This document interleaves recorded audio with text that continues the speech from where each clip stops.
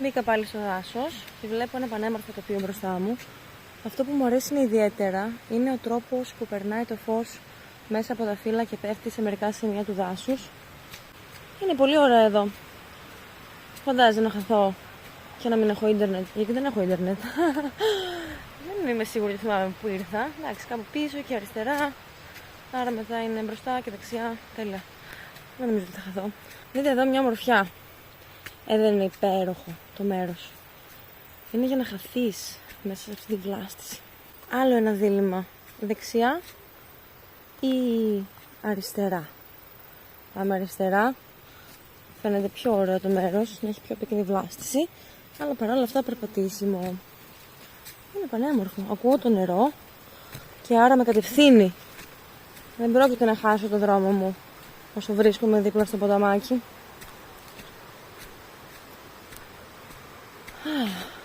Πολύ καλύτερα εδώ από το να κάθομαι σπίτι και να κάνω επεξεργασία βίντεο δίπλα σε μια πόρτα.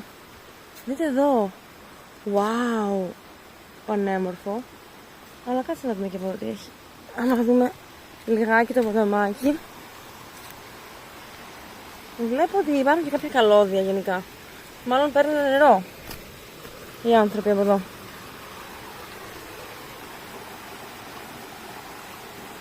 Όμορφο. Πάρα πολύ όμορφο. Έχει πέσει δέντρο. Υπάρχει ένας άνθρωπος που απολαμβάνει τη ζωή του. Κι άλλος ένας εδώ που απολαμβάνει τη ζωή του. Και ελπίζω και όλοι μας να απολαμβάνουμε τη ζωή μας. Γιατί όχι. Εντάξει, σίγουρα κάποιες καταστάσεις ευνοούν πολύ περισσότερο ώστε να παραμένεις χαρούμενος. Κάτι βασικό που έχω παρατηρήσει, τουλάχιστον για τη δική μου ζωή, είναι ο ήλιος. Τις προηγούμενες μέρες, το έχω ξαναπεί πολλές φορές, δεν υπήρχε ήλιος. Και είχαμε πέσει λίγο ψυχολογικά. Είχε πολύ υγρασία. Τι να κάνουμε τώρα, άμα δεν υπάρχει ήλιος, τι γίνεται. Γίνεται. Πολλοί λένε να τους αρέσει ο χειμώνας. Τι σας αρέσει το χειμώνα? Το να σφίγγεσαι, να έχεις τους ώμους σου έτσι πάνω σε μπουφάν, ώστε να μην εκτεθεί στο κρύο μεγάλη επιφάνεια του δέρματός σου. Ότι έχεις κρύα και παγωμένα κόκκινα δάχτυλα. Ότι βρέχεσαι. Ότι χρειάζεσαι κασκόλ. Άντε άλλη μια αριστερά και δεξιά. Πάμε δεξιά αυτή τη φορά. Πάμε να χαθούμε στο δάσος. Τι σας αρέσει, για πείτε μου. Να πληρώνετε για καλοριφέρ και να έρχεται το ρεύμα 400 ευρώ. Γιατί έχουν βάλει και την τηλεόραση μέσα, παρόλο που δεν χρησιμοποιήσεις τη τηλεόραση. Τι, να μην μπορείς να βγεις έξω και να πας παραλία και να κάνεις μια θεραπεία και να πάρεις βιταμίνη D. Θα σου πούνε μου αρέσει αυτό το βροχερό τοπίο, ή ας πούμε τα τοπία που μοιάζουν με θρίλερ, έτσι να έχει ομίχλη, να είναι λίγο σπούκι. Εμένα μου αρέσει το καλοκαιρινό τοπίο. Τώρα περνάω μέσα από ένα βάλτο βέβαια. Ναι. Έχει λασπωθεί αυτό το μέρος. Αλλά πάλι καλά με τη χιονάρα δεν με νοιάζει και ιδιαίτερα. Μία επιλογή ακόμα μπροστά μου να κατέβω προς το ποταμάκι ή να συνεχίσω εδώ. Εγώ θα πάω εδώ προς το δάσος. Φαίνεται ότι τα βράχια έχουν σχηματίσει φυσικά σκαλοπάτια και η φύση βγαίνει από παντού. Δεν μπορεί να περιοριστεί έτσι απλά. Έχει βούληση. Είναι ζωντανός οργανισμός. Το κάθε τι που βλέπουμε εδώ μπροστά μας. Και καλά θα κάνουμε να σεβόμαστε τους ζωντανούς οργανισμούς. Τι μας έφτιαξαν κι αυτά. Εσάς σας αρέσει έτσι η τροπική βλάστηση? Σας αρέσουν τα δάση, τα δέντρα, η εξερεύνηση σε νέα μέρη? Εμένα μου αρέσει.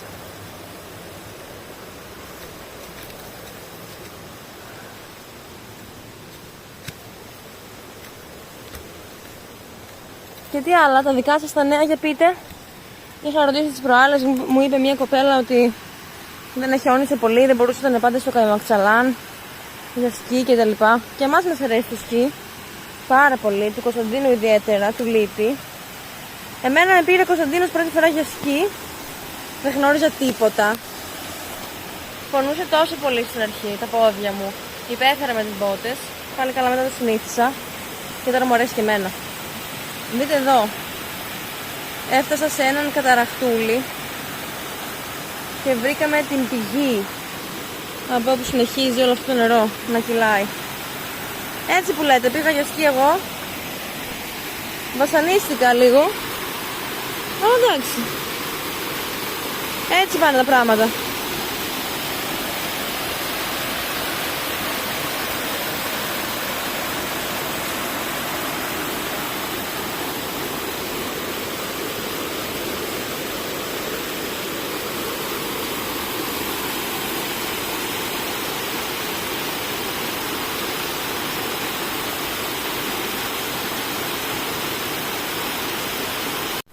Βρήκα γιατί έχει πλημμυρίσει το μονοπάτι.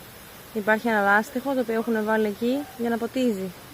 Δηλαδή χρησιμοποιούν το νερό του ποταμού, το φέρνουν με λάστιχο και φροντίζουν να πιει νερό όλη αυτή η υπέροχη βλάστηση.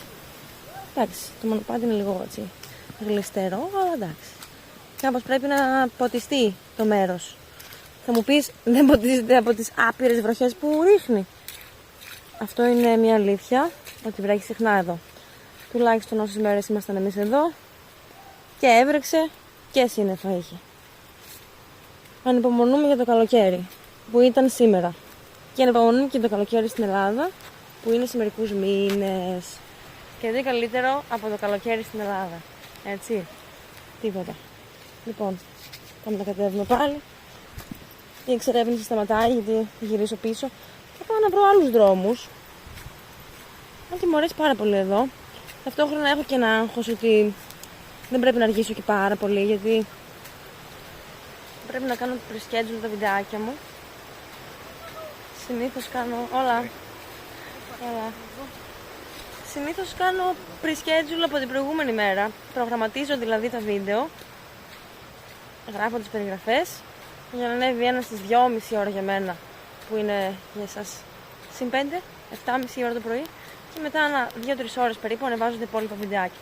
Δηλαδή για μένα πάει 2,5 το πρωί, 5,5 το πρωί, 8,5 το πρωί, 11,5 το πρωί. Και μετά 1,5, 2,5 ή 4, κάπου εκεί. 4 ας πούμε, κάπου εκεί 4 η ώρα που είναι για μένα, εκεί είναι 9 στην Ελλάδα, συν 5.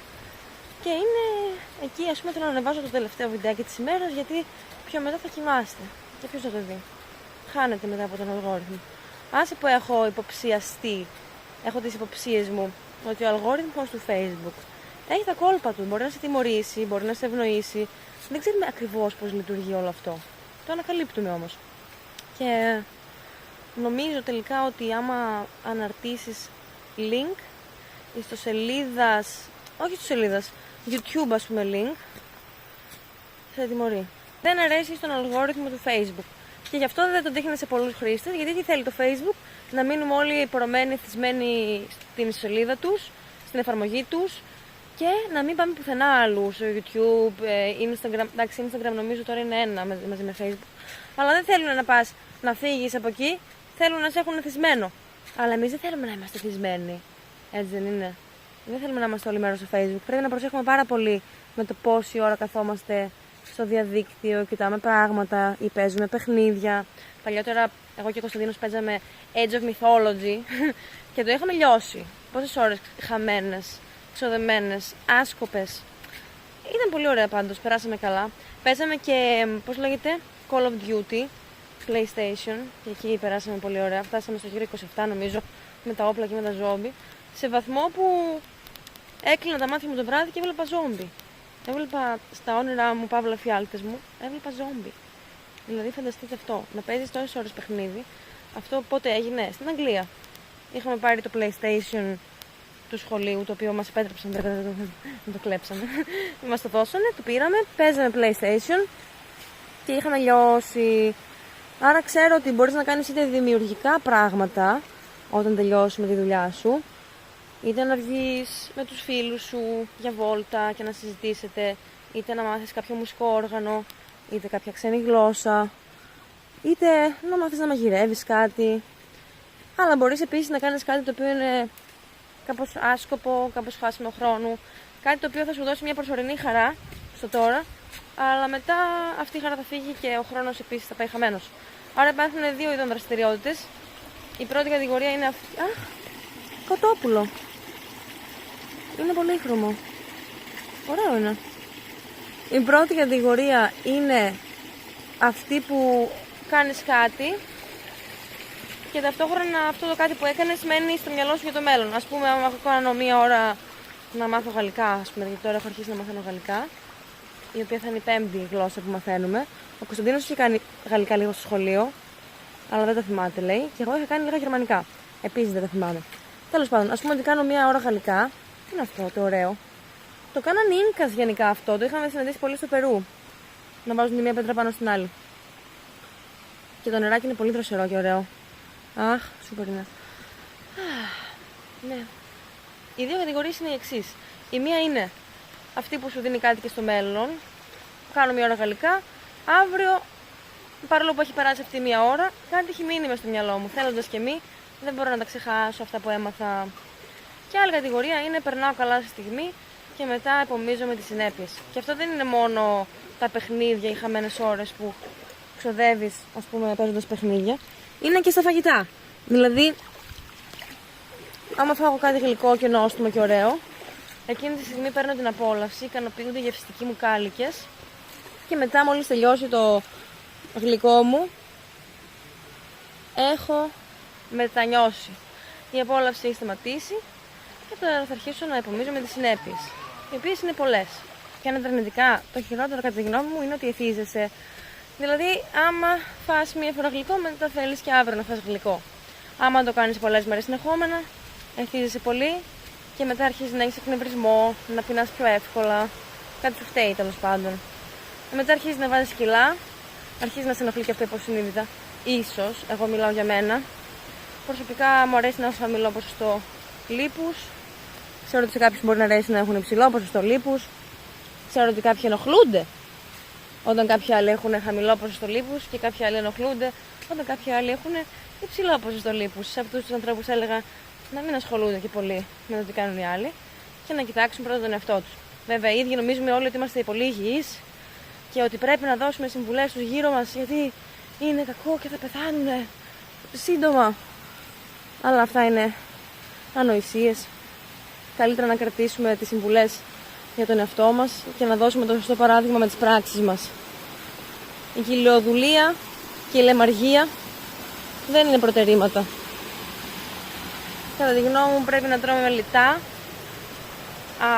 Και κάποιος νομίζω είχε πει κιόλας από το φαΐ που είναι να φας φάει το μισό, κάτι τέτοιο. Δηλαδή να μην χορταίνεις πλήρως τέλος πάντων. Αχ, πάλι ένα όμορφο μέρος με ρίζες.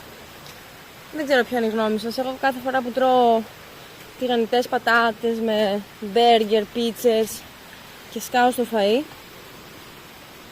εντάξει, είναι ωραίο, δεν λέω, αλλά μετά το μετανιώνω. Δηλαδή πονάει στο μάχη μου, δεν μπορώ να κουνηθώ για μερικές ώρες, αλλά μετά το ξανακάνω. Αυτό συμβαίνει όταν έχεις τόσο εύκολη πρόσβαση σε όλα αυτά τα φαγητά, χαμηλές τιμές, νόστιμες λιχουδιές, και έχουμε απομακρυνθεί βέβαια τόσο πολύ από τη φύση, το οποίο δεν βοηθάει. Άμα είμαστε όλη μέρα σε μια πολυκατοικία, αλλά δεν γνωρίζουμε ούτε το γείτονα, δεν λέμε γεια, και άμα πούμε είναι έτσι λίγο ψεύτικο το να αντιπαθούμε κιόλας, γιατί πετάει τα νερά από τη βεράντα στο μπαλκόνι μας ή για το οτιδήποτε άλλο, κάνει θόρυβο, περπατάει δυνατά το βράδυ. Αντιπαθούμε το γείτονα, μυρίζουμε καυσαέριο. Πάμε στο σούπερ μάρκετ, ας πούμε ότι θέλουμε να πάρουμε φρούτα, περνάμε πρώτα από όλα τα επεξεργασμένα τρόφιμα. Περνάμε από τις σοκολάτες, τα πατατάκια, τα γαριδάκια, τα ψωμάκια. Τα ψωμάκια και αυτά. Στην ίδια κατηγορία είναι. Δεν έχουν να προσφέρουν πολλές βιταμίνες, απλά σε χορταίνουν και είναι νόστιμα. Και εμένα μου αρέσει το ψωμί, αλλά δεν το ψεύω. Πάλι καλά, δεν τρώνε και πολύ ψωμί στη Βραζιλία. Στην Αργεντινή όμως τρώγανε ψωμί. Αρκετό κιόλας. Ήταν λίγο πιο ιταλικό το στυλ. Και στην Ιταλία συνηθίζουν να τρώνε αρκετό ψωμί. Τώρα που πάω? Έλατε. Εσείς θα μου πείτε. Εγώ θα σας πω.